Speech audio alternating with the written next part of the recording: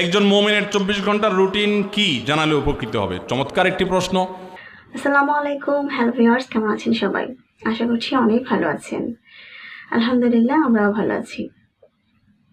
Mohsin reaction YouTube চ্যানেলের পক্ষ থেকে আপনাদেরকে জানাচ্ছি অনেক শুভেচ্ছা। আমি নিয়েছি আপনাদের সাথে, মূলত আমরা আপনাদের সাথে ইন্টারেস্টিং এবং তথ্যবহুল ভিডিওগুলো শেয়ার করব, যে ভিডিওগুলির মাধ্যমে আপনারা আপনাদের সময়টিকে আরও ইন্টারেস্টিং করে স্পেন্ড করতে পারেন।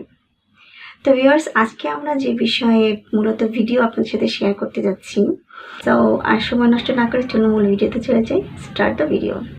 একজন ইমানদারের 24 ঘন্টার রুটিন কেমন হবে?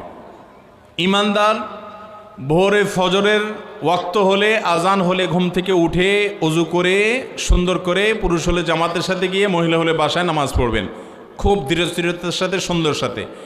এরপরে ফজর নামাজের পর তিনি সকাল সন্ধ্যার দোয়াগুলো ফজর নামাজের পর অথবা আগে সময় থাকলে আগে সকালের দোয়াগুলো, সকাল সন্ধ্যার দোয়াগুলো পাঠ করবেন।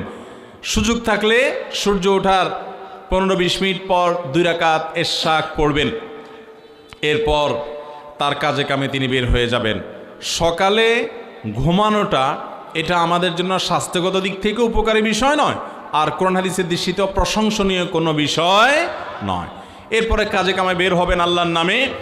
বের হয়ে হালাল উপার্জন করবেন, হারাম উপার্জন করবেন না।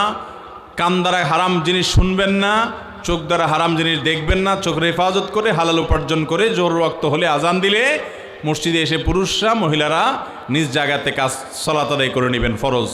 এরপরে 5 ওয়াক্ত নামাজ পরবর্তী দোয়া দুরূদগুলো পড়ে মসজিদ থেকে বের হয়ে যাবেন। আল্লাহ বলেছেন, ওয়াইদা ফাইদা কুদিয়াতিস সালাহ ফান্তাশিরু ফিল আরদ। নামাজ শেষ হয়ে গেছে, জমিনে বাইর পড়ো।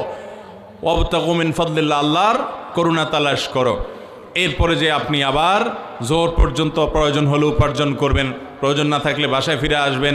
এবং দুপুরে কায়রুলা করা সুন্নাহ, সেই কায়রুলা আপনি শেষ করলেন, জোহর পড়লেন, এরপরে আপনি দুপুরের পর আবার কাজ কাম করলেন, আবার আসর ওয়াক্ত আদায় করলেন। আসর টু মাগরিব সকাল সন্ধ্যার দোয়াগুলো পড়েন, না হলে মাগরিব পরে পড়েন।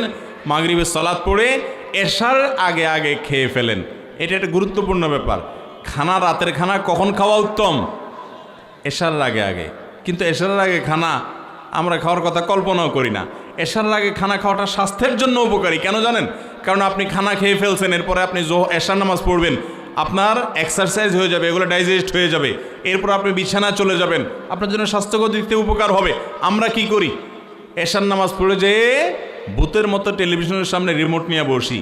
আধা ঘন্টা, 1 ঘন্টা, 2 ঘন্টা টক শো, মিষ্টি শো, নাটক, সিনেমা, আউল ফাউল এসব করে টোরে এরপরে কয়টা খায় দপ করে আমরা শুয়ে পড়ি বিছানায়। সব আমরা স্থূল হয়ে যাচ্ছি। এটা স্বাস্থ্যের জন্য ভালো কিছু না। আর এশার আগে কথাবার্তা, খাওয়া দাওয়া সব শেষ করে এশার পরে দ্রুত শুয়ে পড়া, এই জিনিসটা তো সমাজ থেকে একেবারে হারিয়ে গেছে। আমি নিজেও আমল করতে পারি না পুরোপুরি। তারপর আলহামদুলিল্লাহ আমার বাসায় মাহফিলের মৌসুমের বাইরে আমরা চেষ্টা করি 10টা থেকে 11টার ভিতরে যে কোনো মূল্যে শুয়ে পড়ার। আমাদের সমাজে আজকাল 12টা 1টা না বাজলে আমাদের ঘুম হয় না। রাত দেরি করে শোয়া এটা ফজর নামাজ পড়ার জন্য সহায়ক না বাধা? অতএব ফজর নামাজ পড়তে হলে রাতে তাড়াতাড়ি শুইতে হবে। এছাড়া আমরা জানি এখন সায়েন্টিফিকলি এটা প্রমাণিত, রাতের প্রথম অংশ 10টা থেকে 2টা পর্যন্ত এই টাইমের ঘুমটা মানুষের স্বাস্থ্যের জন্য অনেক ভালো। এতে মানুষের ইমিউন সিস্টেমটা অনেক স্ট্রং হয়, রোগ প্রতিরোধ ক্ষমতা বৃদ্ধি পায়।